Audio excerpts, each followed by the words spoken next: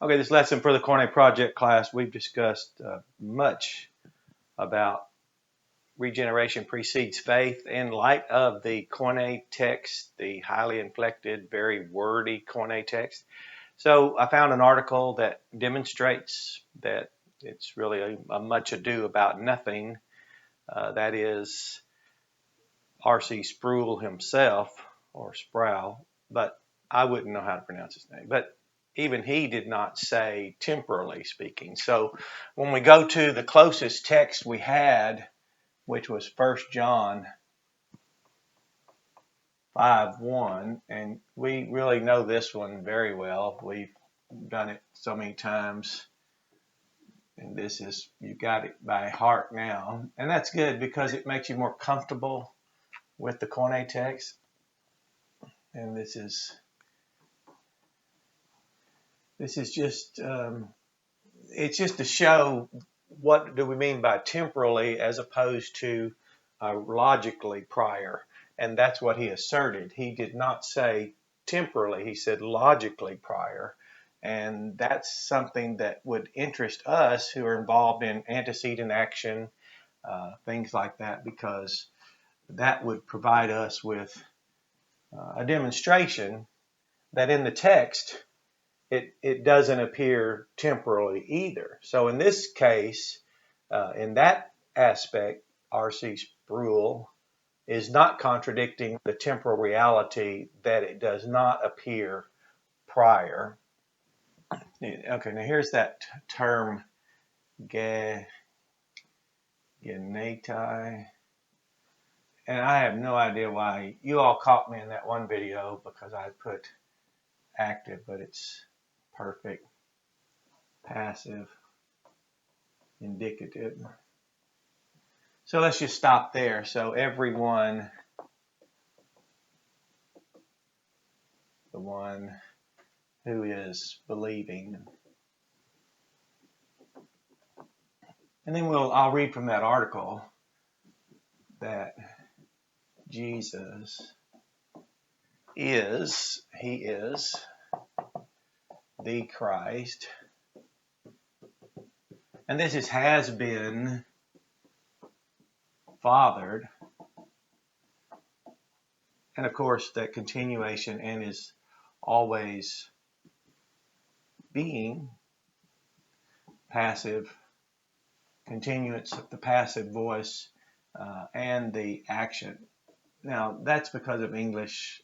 I spell that out like that. So this is that part of the text. But in this article in November 12th, 2018 by Ronnie W. Rogers, he said Calvinists seek to make Calvinism more biblically compatible by contending that regeneration is only logically prior to faith and not temporally prior to faith.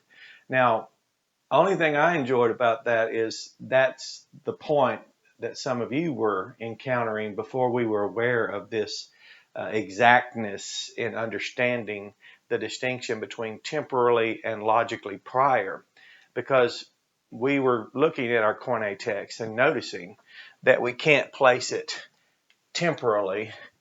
That is, there is no genao. You all did a good job with this. There is no genao. That is in a causal relation to pisteuo.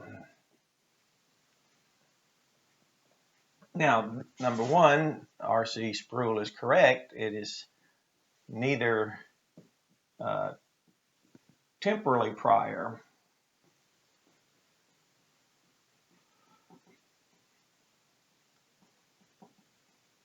So he's correct. It is not antecedent. And we also notice, according to Galatians 2:16, the causal participle was from the word ado, and that was the perfect active participle. You remember the form of that was a dotes.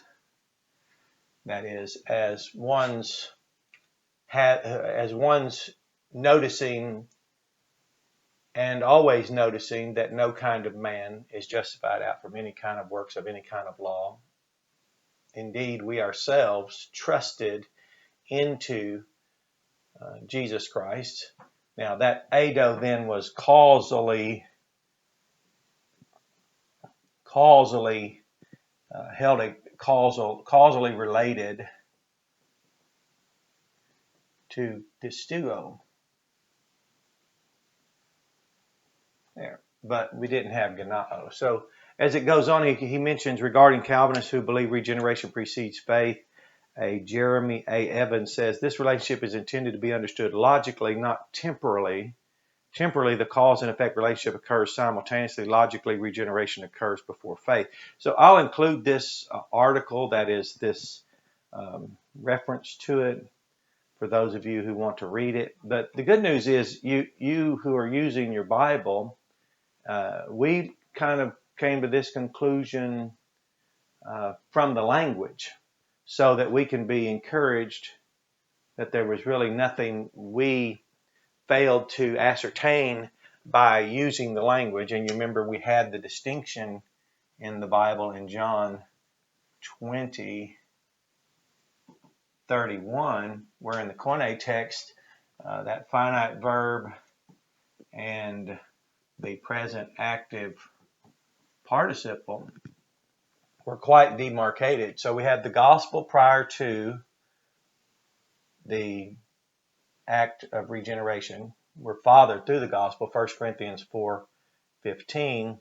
So we have a temporal, it's determined temporally, and we can understand and accept by faith logically why the Bible would be formatted in such an intelligent manner as to assure the gospel is preeminent prior to someone believing, and that through the gospel someone is fathered, and that we're saved by the gospel. The ecclesia in Philippi, for example, fellowship was into the gospel.